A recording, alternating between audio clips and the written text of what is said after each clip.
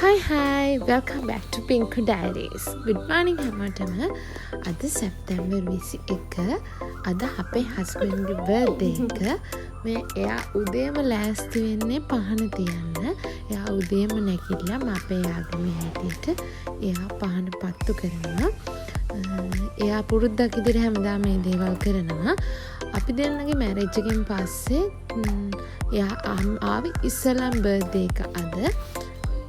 අවුරුදු නැතුව අපි දෙන්න විතරක් අපේ අලුත් ගෙදර ඉස්සලම සමරන බර්ත්ඩේ එක තමයි අද මේ. අපි දෙන්නට හරිම සතුටුයි. මං හිතන යාටත් හරිම සතුටුයි කියලා. ඊට පස්සේ මෙහෙම වැඳලා කරලා අපේ යාළුවෝ සිහි කරලා ඊළඟට මං කරේ එයාගේ බ්‍රෙක්ෆාස්ට් එක ලෑස්ති කරපු එක. එයාගේ බ්‍රෙක්ෆාස්ට් එක විදිහට මම උදේම දුන්නේ බර්ගර් එකක්. මේ ඉන්නේ එයා හරිම ආසයි බර්ගර්ස් කන්න. ඉතින් ඒක කාලා ඉවර වෙලා අපි දෙන්න හැදුවා අපේ ලන්ච් එක.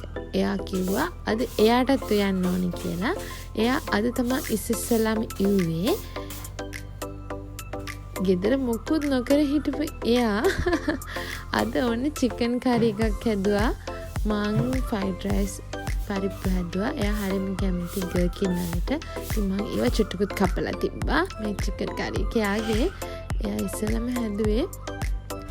ඊට පස්සේ ලන්ච් එක අරන් අපි දැන් කැලණි පන්සලට ගියා. එයා හරිම ආසයි කැලණි පන්සලට යන්න. මම හිතනවා බර්ත්ඩේ එක දවසේ එහෙම යන එක හොඳයි කියලා.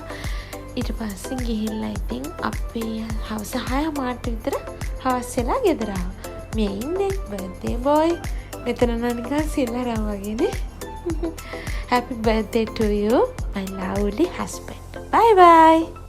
අපි ආයෙත් හම්බෙමු.